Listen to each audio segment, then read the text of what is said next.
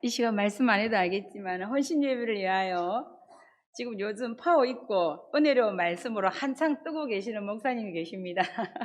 한석기 목사님 놓으셔서 말씀 선포하시겠습니다. 다 아시죠? 놓으실 때 할렐루야를 우리 한영하는 거 놓으시면 할렐루야를 한영해 주시기 바랍니다. 목사님 놓으세요. 할렐루야.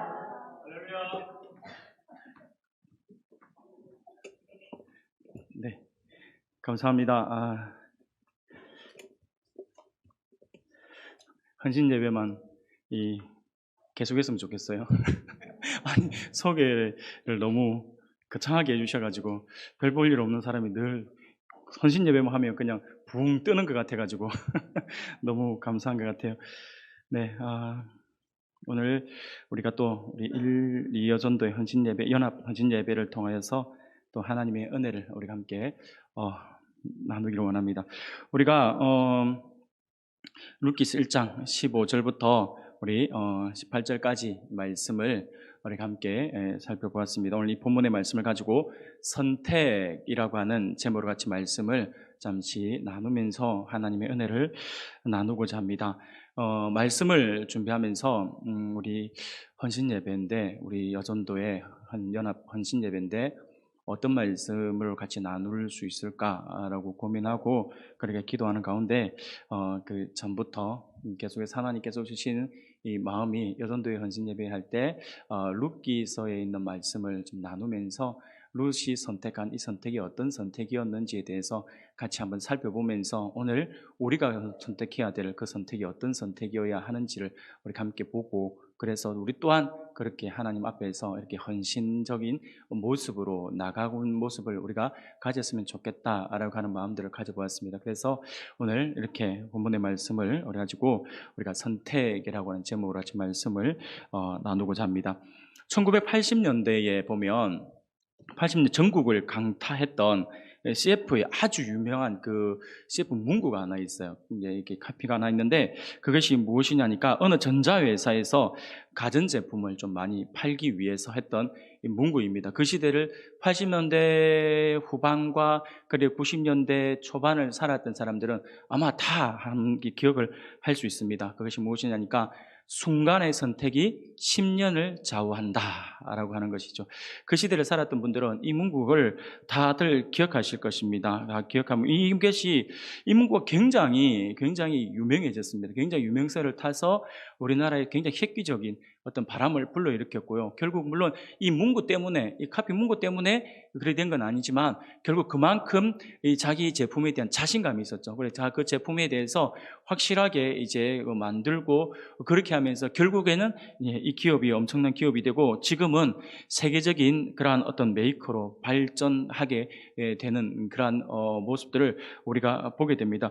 물론 자신들이 만든 가전제품의 그 우수성을 홍보하면서 더 많은 물건을 팔기 위해서 이렇게 채택한 그 문구이지만 오늘날 우리 하나님의 백성으로서 우리가 하루하루 살아가는 우리들이 오늘 어떤 선택을 해야 되는지, 선택을 필요로 하는, 오늘 우리뿐만 아니라 이 땅을 살아가는 모든 사람이 계속해서 모든 삶이 자체가 선택의 연속이라고 할 수 있는데 선택을 필요로 하는 다양한 부분에서 응용되는 그러한 문구가 바로 순간의 선택이 10년을 좌우한다, 평생을 좌우한다, 이렇게까지 막 바꾸어가면서 이런 말을 많이 쓰고 있는 것을 보게 됩니다.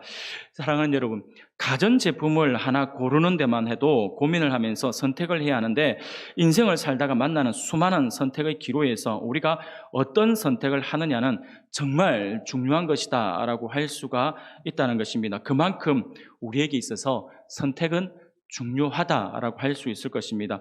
오늘 본문이 우리에게 그것을 또 대변해주고 있습니다. 오늘 본문의 말씀이 우리가 살아가면서 하는 그 선택이 얼마나 중요한 것인가에 대해서 우리에게 말씀을 주고 있습니다. 오늘 본문의 말씀을 묵상하다 보니 이 카피 문구가 떠올라서 제가 잠시 소개를 해드렸고요. 오늘 본문 룻기의 말씀도 이 선택의 중요성에 대해서 우리에게 아주 큰 교훈을 주고 있다라고 할 수가 있습니다. 쉽게 말씀을 드리면 사사시대의 기근을 피해서 하나님의 날개 품인 고향 베들레헴을 떠나 이방 땅 모압으로 갔던 이 엘리멜렉의 선택을 먼저 볼 수 있죠. 이 엘리멜렉의 선택은 결국 본인과 두 아들의 죽음이라고 하는 그러한 비극을 낳게 되었고요. 가정이 크나큰 불행의 아픔으로 남겨져 버렸습니다. 그래서 이 엘리멜렉의 선택은 좀 불행한 선택이었다라고 우리가 이야기를 할 수 있을 것 같습니다. 하지만 그 아픔을 뒤로 한 채로 다시 하나님의 날개 품인 유다 땅으로 돌아가고자 하는, 고향으로 돌아가고자 결심을 해서 그것을 결심하고 끝나는 것이 아니라 그것을 결심하고 움직였던 이 나오미의 선택은 오히려 크나큰 축복을 여는 선택이 되었다라고 하는 것을 우리가 말씀을 통해서 우리가 살펴볼 수가 있습니다. 이처럼 우리 인생에 있어서 인생의 역전 드라마를 쓰고 싶다라고 한다면 우리는 선택과 아주 깊은 연관에 있는 삶을, 우리가 어떤 선택을 하느냐에 따라서 그게 달려있다라고 하는 것을 우리가 기억해야 한다고 하는 것입니다. 스포츠 경기에도 이런 부분들을 우리가 볼 수가 있습니다. 쉬운 예로 2002년 우리나라와 한일 그 월드컵이 이루어졌을 때 우리나라가 4강까지 올라가잖아요. 그게 지금도 엄청나게 많은 사람들에게 회자가 되고, 저도 지금도 TV 방송 채널을 돌리다가 예전에 했던 그 월드컵 때 했던 영상, 뻔한 답이 나와 있는 영상임에도 불구하고 지금도 가만 보고 있으면, 물론 풀로 못 보고 하이라이트 부분만 보고 있으면 재미가 있어요. 그래서 채널 돌리다가도 그거 쳐다보면서 지금쯤 골 넣을 때 됐는데 막 이러면서 제가 보는데, 제가 이 이야기를 왜 하냐면, 이때 보면 우리가 16강에서 이탈리아랑 시합을 하잖아요. 이탈리아랑 시합을 하는데 우리가 1대0으로 치고 있어요. 1대0으로 끌려가다가 마지막에 이제 후반전 한 10분에서 15분 정도 남았을 때 히딩크 감독이 아주 크나큰 선택을 하나 합니다. 그 선택이 무엇이냐니까 1대0으로 지나 2대0으로 지나 3대0으로 지나 16강에서 지면 무조건 떨어진다라고 하는 거, 이제는 뭐 승점 이런 게 소용없습니다. 무조건 지면 떨어지기 때문에 히딩크 감독이 선택을 해요. 어떤 선택이냐면 수비수들을 빼버립니다. 수비수들을 빼버리고 공격수를 투입해버려요. 그래서 어쨌든 간에 지금 도박이다라고 하는 거죠. 그래서 히딩크 감독의 그 선택이 공격수를 여러 명 집어넣어서 결국에는 어떻게 됩니까? 설기현의 동점골과 그리고 연장전으로 들어가서 안정환의 그 골든골, 역전 골든골로 연결되는 그 모습 볼 수 있는데, 우리는 안정환이 골을 넣었다라고 하는 부분들에서, 그리고 우리가 16강에서 8강으로 올라갔다라고 하는 부분에 우리가 많이 집중을 하지만, 이 스포츠를 아는 분들이 보면요, 이때 히딩크가 했던 그 선택은 엄청난 선택이었다. 히딩크가 했던 그 그 장면은요, 하나의 도박이라고 할 수 있어요. 지면은 탈락이니까 어떻게 이래지나 저래지나 똑같으니까 수비수보다 지금 이기려면 공격을 해서 골을 넣어야 되는 거잖아요. 그래서 수비수를 빼버리고 공격수, 최소 수비수만 남겨놓고 나머지 공격수를 투입해가지고 여러 명의 공격수가 움직여서 결국엔 골을 만들어냈지 않습니까? 그것처럼 역전 드라마를 쓰려면 어떤 선택을 하느냐가 아주 중요하다라고 하는 것을 스포츠의 한 예로 제가 잠시 말씀을 드렸습니다. 인생에 있어서 선택은 순간적으로 일어나는 것이지만 그 결과는 우리가 CF의 그 문구처럼 10년이 아니라 평생을 좌우할 수 있을 정도로 굉장히 오래 간다라고 하는 사실들을 우리가 기억해야 합니다. 룻기서 1장 14절에 보면 이렇게 말씀을 해요.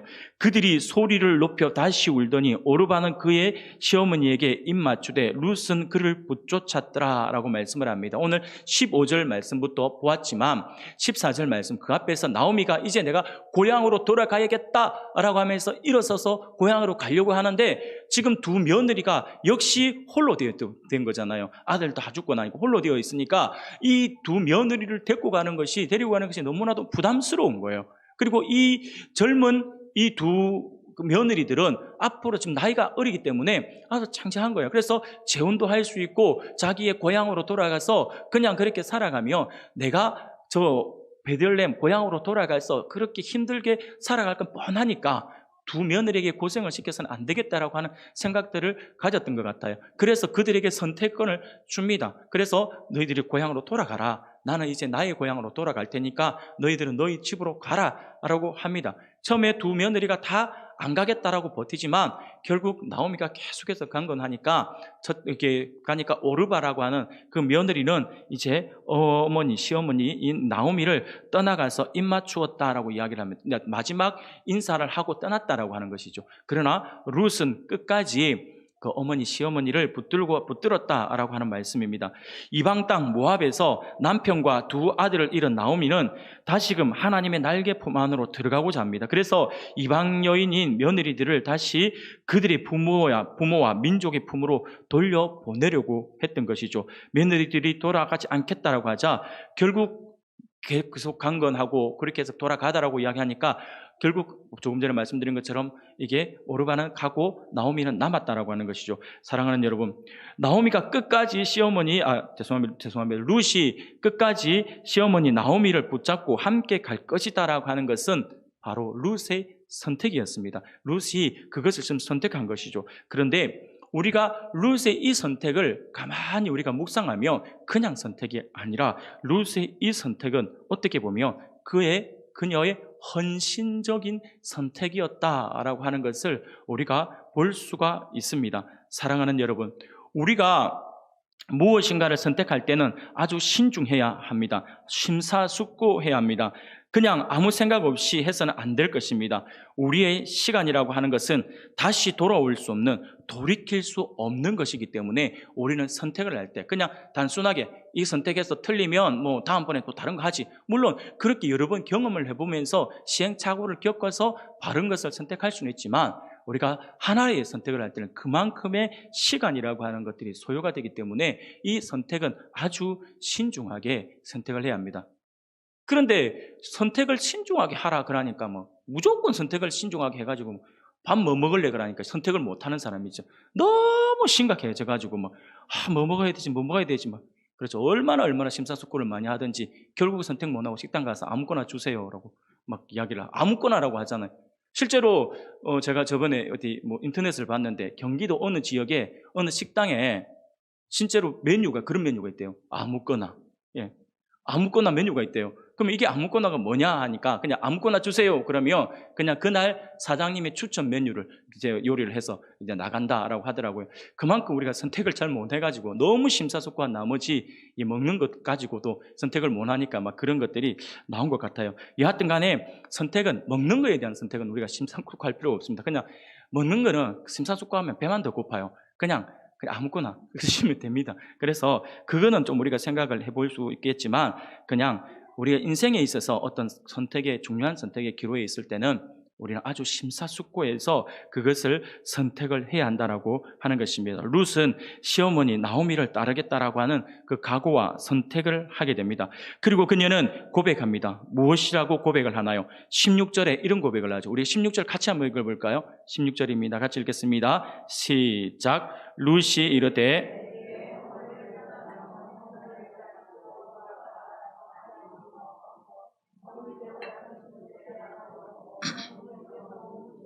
나도 머물겠나이다.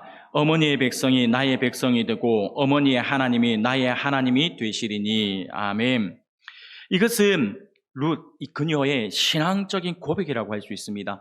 즉 룻의 신앙적인 결단이 아니고는 이 같은 말을 결코 할 수도 없고 이렇게 기가 막힌 선택을 할 수도 없다라고 하는 것이죠. 지금 룻은 어떤 처지입니까? 시아버지가 죽더니 남편마저 죽어버렸습니다. 스라의 자식도 없습니다. 절망도 이런 절망이 없습니다. 지금 우리 시대에도 그렇지만 과거의 그때는요 더욱이 이게 절망적인 상황입니다. 그 당시의 사회적인 상황으로 볼 때 이 상황은요 절망을 넘어서 어떻게 보면 사형 선고와 같은 그런 엄청난 고통을 안고 있는 그러한 모습이다라고 할 수 있습니다. 그렇다고 해서 시어머니 나오미를 따라서 베들레헴에 간다 해도 뭔가 보장되는 게 있으면 모르겠는데 보장되는 게 없어요. 고향으로 돌아간다 해서 지금 나오미를 반겨줄 사람들이야 반겨줄 수 있겠지만 나오미를 반겨줄 집이 있는 것도 아니에요. 그렇다고 해서 그가 떠나올 때 이 고향 베들레헴에 자기의 땅을 숨겨놓은 것도 아닙니다. 가서 그거 팔아가지고 우리가 어떻게 해보자 이런 것도 아니에요. 아무것도 없어요. 아무것도 없고 집도 없고 그냥 땅도 없고 가면 정말 뭐 먹고 살지? 막 그거밖에 없어요. 그래서 이게 정말 힘든 것이죠. 거기다가 룻은 이방 여자잖아요. 이방 여인이잖아요. 여러분 아시지 않습니까? 과거 이스라엘 구약 시대에 이스라엘 백성들에게 있어서 이 이방인들이 어떤 대우를 받았는지는 여러분들 아시지 않습니까? 그런데 그 이방 여인이에요. 혼자 된 여인이에요. 그러면 어떤 대우를 받을지는 불을보다 뻔한 겁니다. 거의 이방인들은 사람 취급을 받지 않았잖아요. 그런데 지금 룻이 어머니를 따라가겠다라고 하는 것은 자기가 지금 그런 굉장히 힘들고 어려운 상황들이 닥칠 것이다라고 하는 것을 염두에 두고 다 각오하고 지금 따라가겠다라고 하는 그 엄청난 선택을 하고 있는 것입니다. 룻의 선택은요, 고통의 선택이 아닌가라고 하는 생각이 들어집니다. 아니, 어떻게 보면 인생의 실패를 자초하는 그런 선택인 것 같아요. 뻔하잖아요. 뻔해요. 만약에 룻의 부모님이 있다면, 그 성경에 지금 나와 있지 않지만 나와 있다면 아마 뜯어말릴 거예요. 남편이 있는 것도 아니고 그 땅에 가서 소망이 있는 것도 아니고 왜 남의 땅, 말도 안 되는 말도 안 통하는 그 땅, 문화도 다른 그 땅, 신앙이 다른 그 땅에 가서 네가 무슨 개고생하려고 따라가느냐. 안 된다, 안 된다. 내 밟고 가라. 내 눈에 흙이 들어오기 전까지는 절대 안 된다. 아마 부모님이 그렇게 말을 하면서 만류했을 수도 있습니다.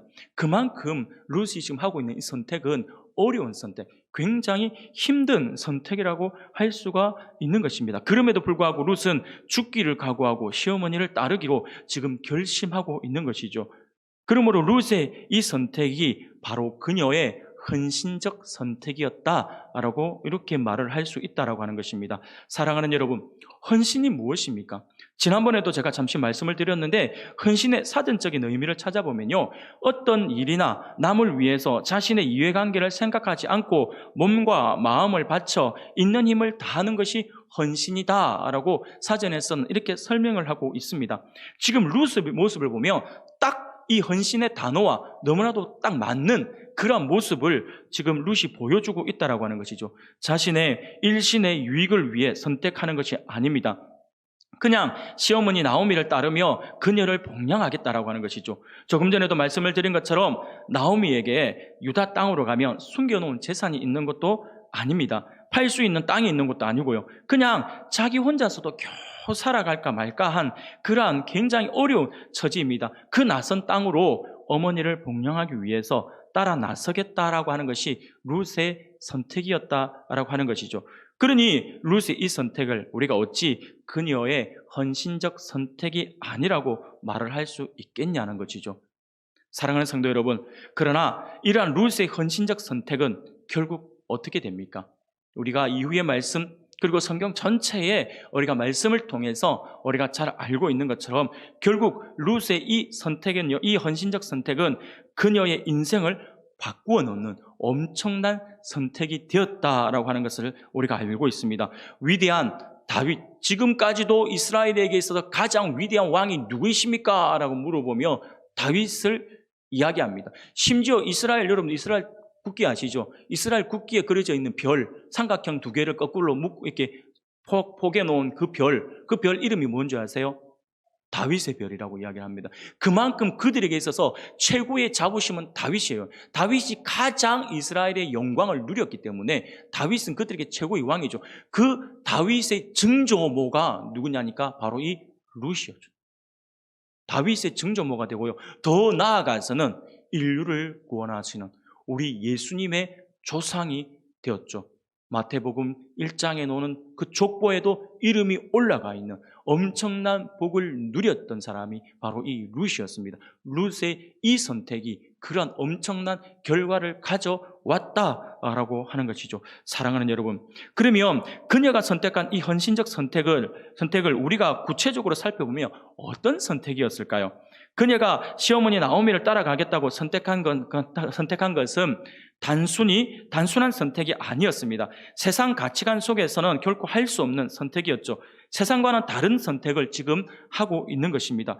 여러분, 사랑하는 여러분, 그러면 결국 룻이 선택한 그녀의 헌신적 선택은 어떤 선택이었냐라고 하는 부분들에 대해서 우리가 관심을 안 가질 수가 없습니다. 그것을 우리가 구체적으로 살펴보는 것은요, 오늘 헌신 예배를 통하여 하나님 앞에 헌신자로 서고자 하는 우리 1, 2 여전도회 회원들뿐만 아니라 함께 예배하는 우리들 모두에게 아주 중요한 부분이라고 할 수가 있을 것입니다. 그러므로 오늘 이 시간 1, 2 여전도의 헌신 예배를 통하여서 그것을 우리가 함께 살펴보면서 우리 또한 룻과 같은 헌신적 선택을 따라가고자 다짐하고 또 실제 그러한 선택을 통하여 하나님의 크신 은혜와 복을 누릴 수 있는 우리 모두가 되기를 소원합니다. 사랑하는 성도 여러분, 룻이 선택한 선택, 그 헌신적 선택, 어떤 선택일까요? 그것은요, 먼저 무엇이냐니까 룻이 선택한 것은요, 사랑이었어요. 룻이 바로 이 사랑을 선택했습니다. 룻의 선택은요, 계산하지 않은 순수한 사랑이 밑바닥에 깔려있는 선택입니다. 그 어떤 대가를 바라고 했던 선택이 아니었다라고 하는 것이죠.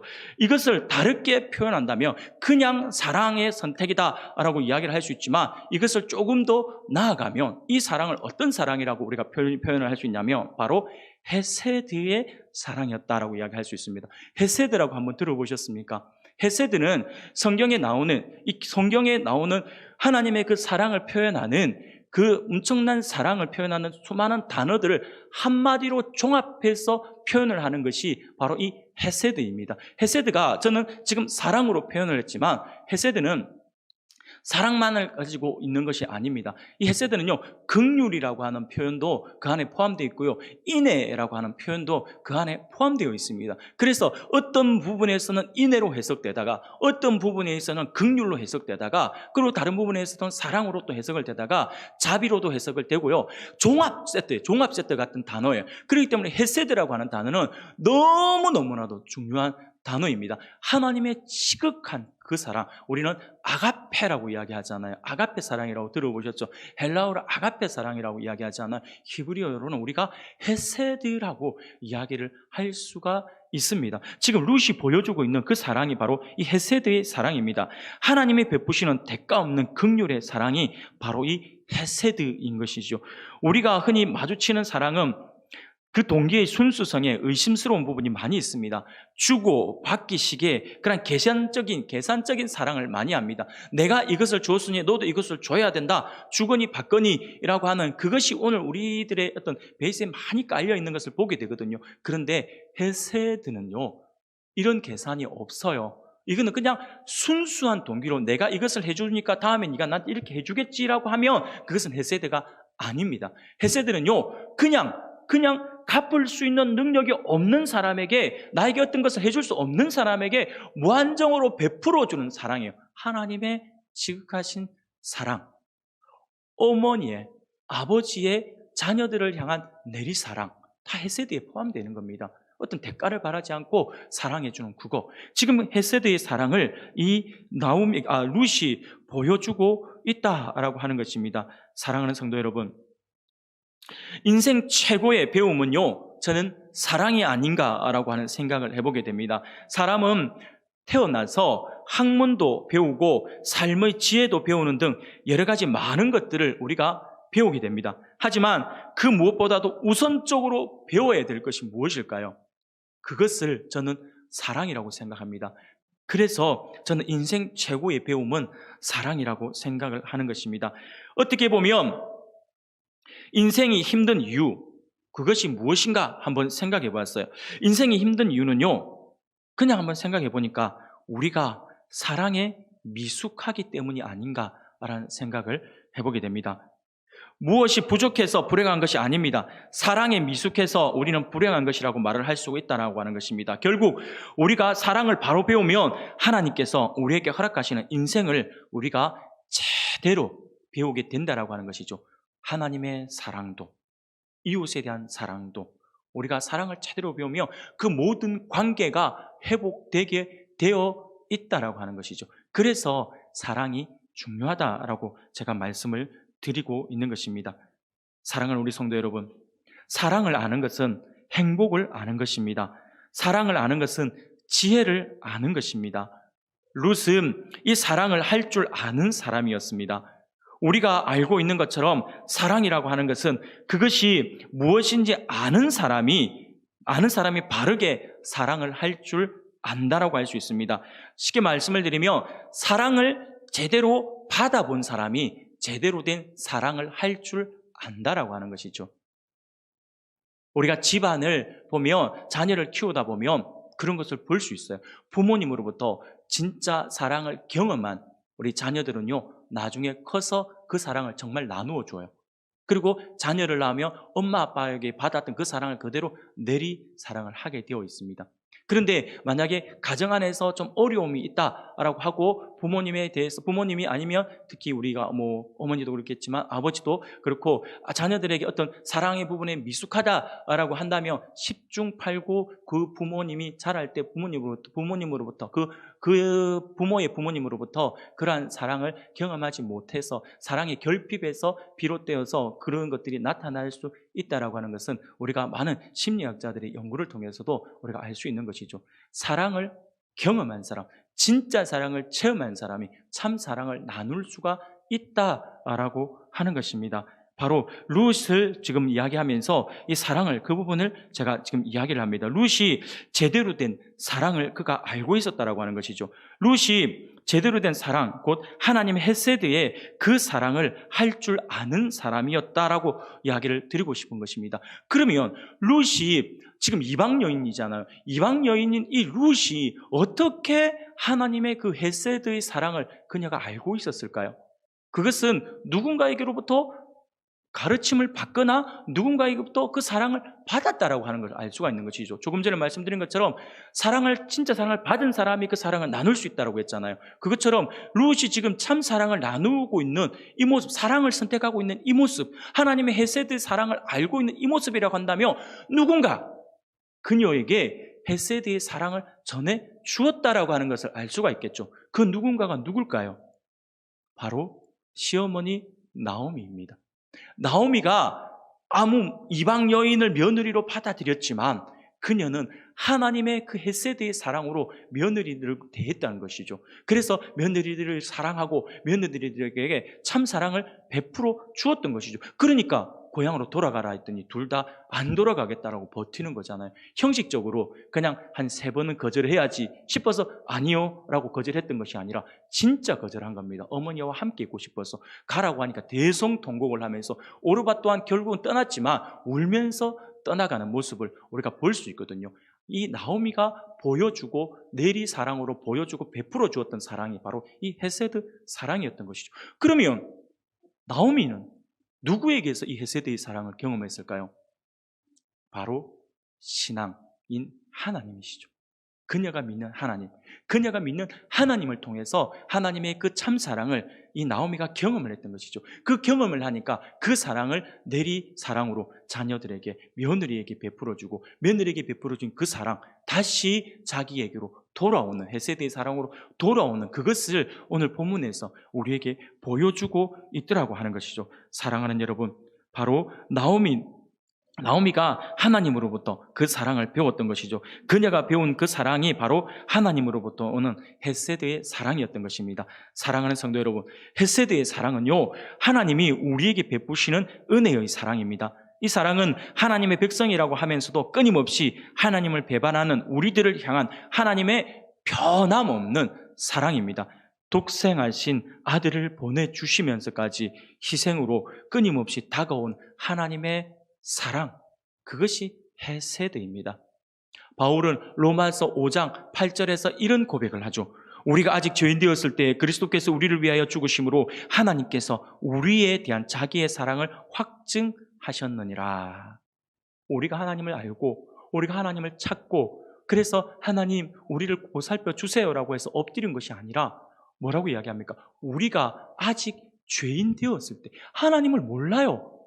하나님 옆에 와서 얘야 나 좀 봐줄래 해도 당신이 누군데요? 라고 이야기할 뿐이에요. 하나님을 없다라고 하면서 살아가고 있는 우리들이라니까요. 그런 우리들에게 하나님께서 찾아오셨어요.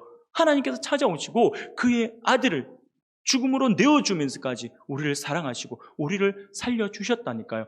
아들의 핏값으로, 엄청난 핏값으로 우리를 구원해 주셨다니까요. 하나님 왜 우리를 구원해 주셨나요? 사랑하니까요. 이게 바로 헤세드예요. 헤세드에서. 근데 하나님께서 전에도 말씀드린 것처럼 우리가 하나님 앞에 바로 서지 못하고 또 죄를 지고 또 범죄하는 거 하나님이 모르실까요? 알고 계세요. 알고 계심에도 하나님은 이 헤세드의 사랑을 우리에게 보여주시는 것이죠. 그것이 헤세드거든요. 내가 너에게 이걸 베풀었는데 네가 나한테 이렇게 보여준다고 나 사랑 철회할 거야. 그러면 헤세드가 아니에요. 헤세드는요, 내가 사랑을 베풀어 줬는데 이 친구가 나를 또 배신하고, 그럼에도 나는 또 사랑하고, 그런데 또 배신하고, 그럼에도 나는 또 사랑하고, 또 그런데 또 배신하고, 이것을 계속해서 반복을 하는데도 불구하고 끝까지 그를 사랑하고 붙들고 그를 위해서 기도하고 끌어안는 그 사랑, 그것이 바로 하나님께서 우리에게 보여주고 있는 헤세드다라고 하는 것을 우리가 기억할 수 있길 바랍니다. 진짜 사랑입니다. 우리 젊은이들이 요즘에 말을 많이 줄여가지고 이야기하잖아요. 그래서 이 사랑, 찐 사랑, 요즘에 그쵸 트로트에서 찐하고 하잖아요. 이걸 그냥 사랑에 적용하세요. 그러면 찐 사랑, 이게 누구의 사랑이냐? 하나님의 사랑이다라고 하는 것이죠. 사랑하는 여러분, 우리가 진짜 사랑을 알려면 하나님을 경험해야 합니다. 왜냐하면 그것이 하나님으로부터 오는 것이기 때문이죠. 룻은 나오미로부터 헤세드의 사랑이 무엇인지를 배웠던 것입니다. 룻은 시어머니 나오미를 사랑했습니다. 나오미를 향한 룻의 이 사랑이 아름다운 헌신적 선택을 하도록 했던 것이죠. 곧 룻이 선택한 헌신적 선택은 바로 하나님의 헤세드의 그 사랑이었던 것입니다. 이 바로 선택, 이 헌신적 선택이 바로 이 사랑, 헤세드를 선택한 그것이 바로 룻이 선택한 그 헌신적 선택이었던 것이죠. 두 번째로 룻의 선택, 룻이 지금 선택하고 있는 이 룻의 선택은 무엇에 대한 선택이었을까요? 그것은요, 룻이 선택한 것은 무엇이냐니까 믿음이었습니다. 룻은 사랑을 선택했죠. 그리고 그녀는 믿음을 선택하고 있는 것을 보게 됩니다. 15절 말씀이에요. 제가 다시 읽어드리겠습니다. 나오미가 또 이르되 보라, 내 동서는 그의 백성과 그의 신들에게로 돌아가나니 너도 너의 동서를 따라 돌아가라 라고 말씀을 합니다. 나오미는 보라, 내 동서는 그 백성과 함께 그의 신들에게로 가나니 너도 너의 동서를 따라 돌아가라라고 말씀을 하고 있죠. 룻에게 그렇게 이야기를 하고 있습니다. 이 말에서 우리는 나오미의 또 다른 며느리였던 오르바가 선택한 것이 무엇인지를 우리가 알 수가 있어요. 그녀가 돌아가라 했을 때 그녀는 결국 울면서 돌아가죠. 울면서 돌아가지만 그녀가 결국 선택한 것은 무엇이었냐라고 하는 것이죠. 오르바가 선택한 것은요, 바로 모압을 선택하고 그의 부모님, 그의 가족을 선택했다라고 할 수 있지만 아니요. 말씀을 깊이 묵상하면 이게 오르바가 선택한 것은 다름이 아니라 신이었어요. 신. 그가 믿는 종교, 그가 믿는 신을 선택해서 돌아간 것입니다. 결국 오르바의 선택은요, 사람의 문제도 아니었고 땅의 문제도 아니었습니다. 그녀의 선택은 신에 대한 선택이었습니다. 오르바는 여호와가 아닌 모압 땅의 신을 선택했던 것입니다. 그래서 그렇게 말하고 있는 것이죠. 그의 백성과 그의 신들에게도 돌아갔다라고 하는 표현이 바로 그것입니다. 그냥 부모, 고향으로 갔다라고 표현하지 않고 성경에서는 뚜렷하게 그의 신에게로 돌아갔다라고 이야기를 하죠. 종교 문제였던 것이죠. 그의 신을 선택해 간 것입니다. 오르바는 여호와가 아닌 모압 신을 따라간 것이죠.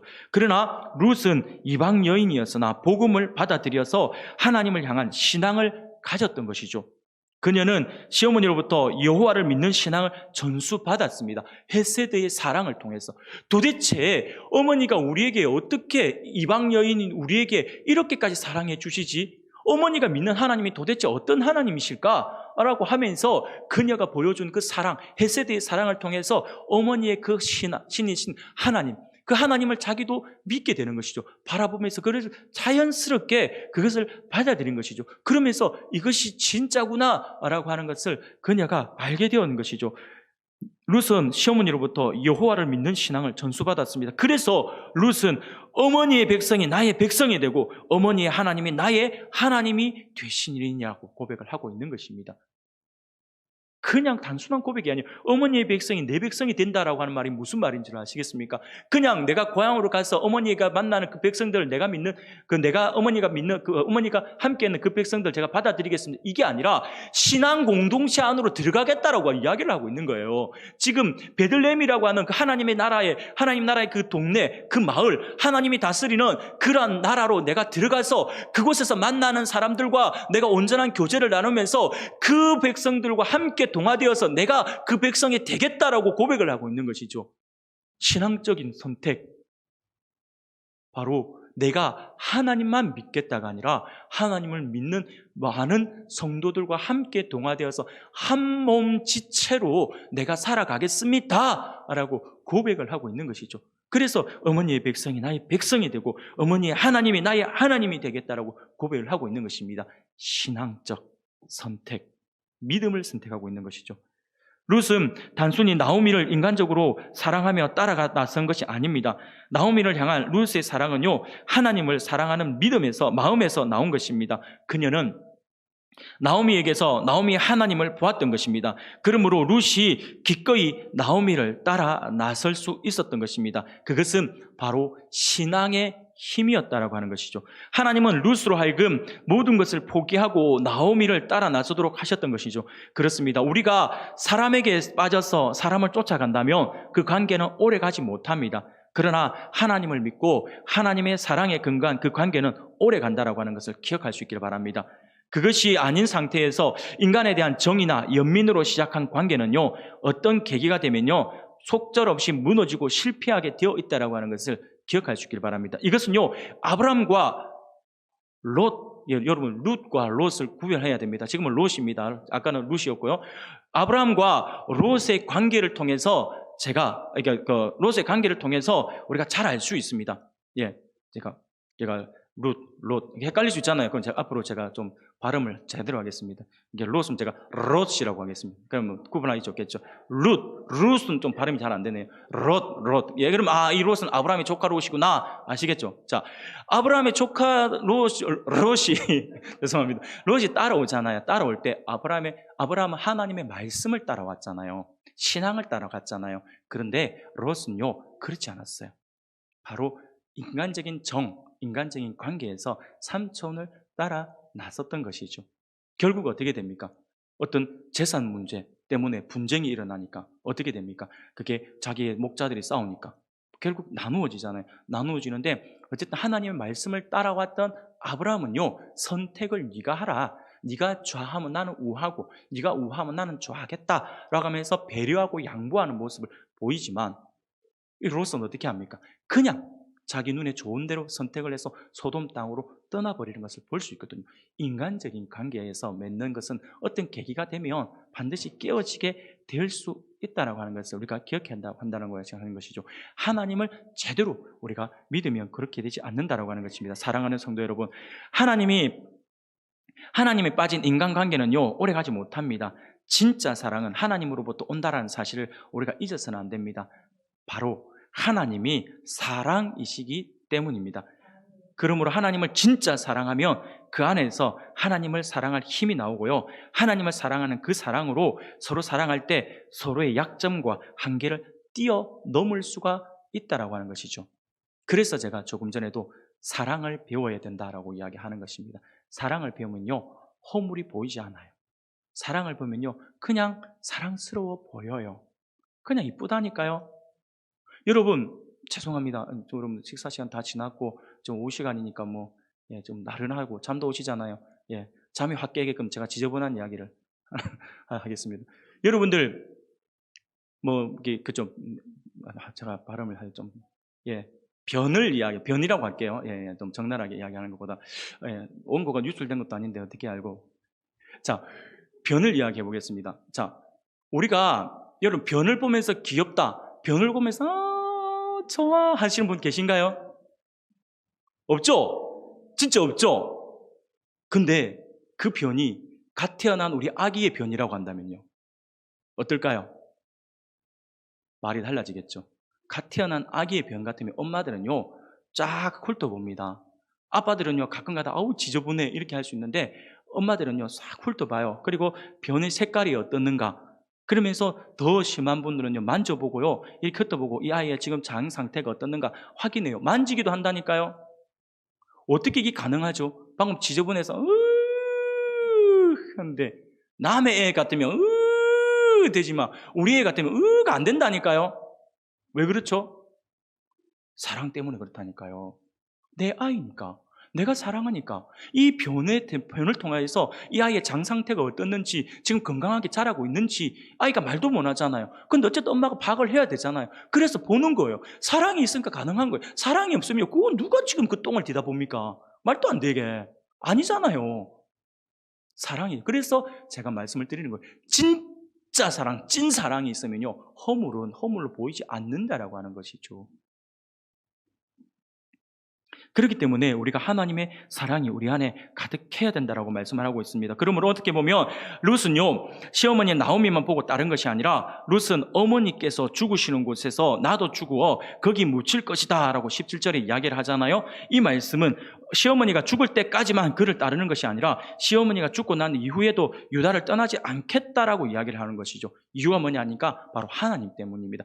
하나님의 공동체 안으로 내가 하나님의 백성으로 들어가겠습니다라고 하는 엄청난 믿음의 선택을 그녀가 지금 하고 있었던 것이죠. 그래서 그녀가 이렇게 하나님의 엄청난 은혜를 누릴 수가 있었다라고 하는 것을 우리가 기억해야 합니다. 룻의 헌신적 선택은 다름이 아니라 하나님을 향한 믿음의 선택이었다라고 하는 것을 기억할 수 있길 바랍니다. 마지막으로 하나만 더 말씀을 드리면요, 룻의 선택은 무엇에 대한 선택이었냐니까 하나님에 대한 충성이었어요. 하나님에 대한 충성. 헌신자들은요, 항상 이 마음이 있어야 됩니다.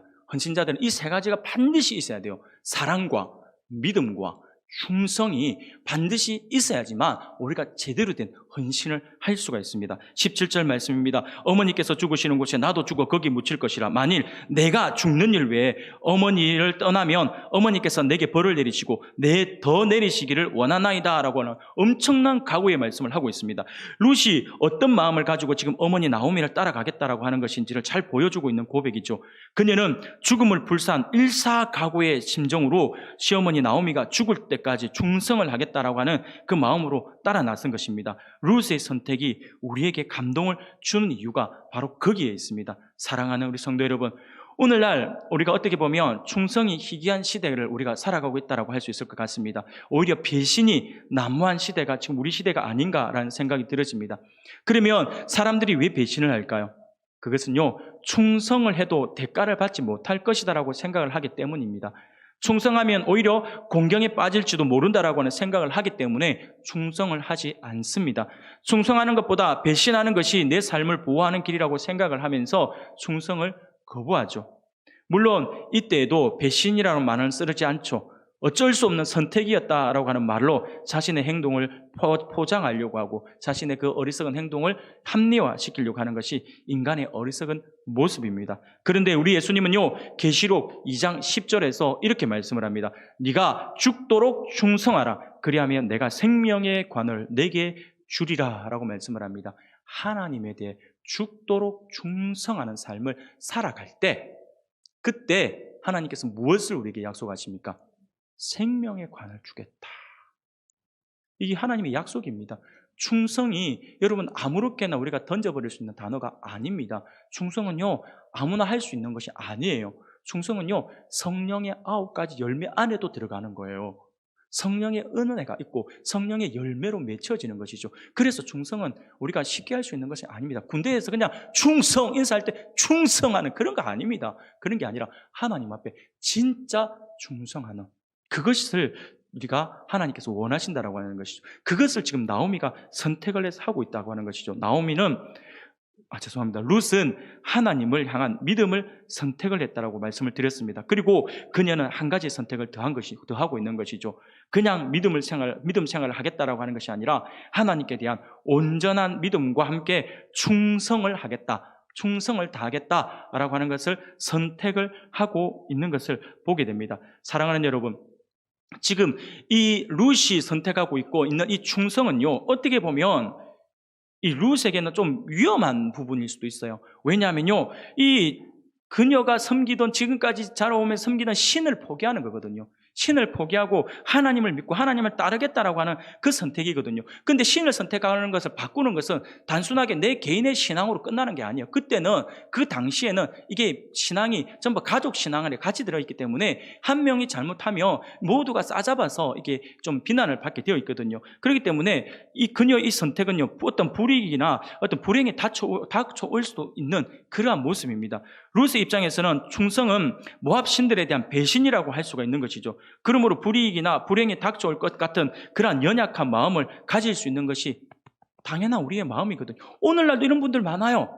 어릴 때부터 절에 나가서 신앙생활 열심히 절에서 이렇게 불공을 드리던 분이요, 갑자기 이제 예수 복음을 받아들이고 교회를 오잖아요. 교회를 오면 그가 굉장히 처음에 혼란스러워하는 경우들이 많아요. 무엇이냐니까 두려운 마음이 들어요. 여러분 그런 이야기 많이 들었죠. 한 집안에 종교가 몇 개 있으면 안 된다. 그래서 종교 못 가지게 하고, 저도 어릴 때 그랬거든요. 어릴 때 막 우리 집은 불교다. 그래서 교회 나가면 안 된다. 그런 이야기 들었거든요.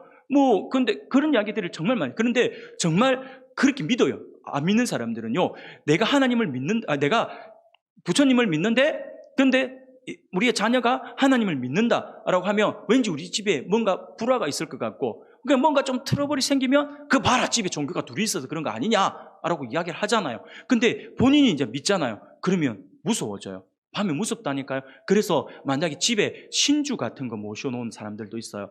치우지 못해요. 부적 이런 거 못 치워요. 왜냐하면 그 부적 떼버리면 자기가 예전에 믿었던 신에 의해서 내가 어떤 불이익을 당할까봐 무서워서 못해요. 그래서 목사님들한테 연락 오는 경우가 많아요. 집에 오셔가지고 우리 부적 좀 떼주시겠습니까? 라고 해요. 가면 되죠. 가가지고 뭐 떼는 거 어렵습니까? 쭉쭉 뜯는 거. 스티커 뜯듯이 뭐 쭉쭉 뜯으면 되는 거예요. 아무것도 아니고. 여러분, 이거 정말 저는 지금도 이해를 못 하겠어요. 그렇죠? 노란 종이에다가 빨간 글자로 빨간색 물감으로 뭐 그림 같은 그려놓은 그게 무슨 부적이 되는지. 예, 그런 부적이라면 저한테 오십시오. 제가 그냥 예수 부적을 막 마음껏 써드리겠습니다. 아무 효력도 없습니다. 근데 그거. 예, 기도 말고는 우리가 어떤 효력도 없는 거예요. 여러분들 기억하시기 바랍니다. 그런데 우리가 이런 불안에 떨잖아요. 그것처럼 지금 이 룻도 그런 상황 속에 빠질 수가 있다라고 하는 것이죠. 그녀가 그의 신을 섬기면서 어머니 나오미의 권유로 인해서 여호와 하나님을 섬길 수도 있는 것이죠. 모압의 신도 섬기고 어머니의 신을 함께 섬길 수도 있는 것이죠. 아마 제가 볼 때 오르바가 아마 그러지 않았을까. 하나님도 알고 모압 신도 알고 결국에서 마지막 선택은 모압의 신을 선택해서 돌아갔던 것이고, 이 룻은요 그것을 버려버리고 오직 여호와 하나님이 참 신이다라고 하는 것을 알아서 그에게 죽도록 충성하겠다라고 하는 것을 선택하고 있는 것이죠. 사랑하는 우리 성도 여러분, 지금 룻의 이 고백은요, 오늘날 예수 그리스도를 따르는 제자라고 자칭하는 우리들이 가져야 되는 제자도의 정수를 보여주고 있다라고 할 수가 있습니다. 우리가 제자로서의 삶을 살아가기를 원하십니까? 그렇다면 우리에게 가장 필요한 것은 다름이 아니라 충성입니다. 제자가 되겠다고, 제자로서의 삶을 살아가겠다라고 말하면서 충성과 거리가 먼 삶을 살아간다면 그것은 옳지 않습니다.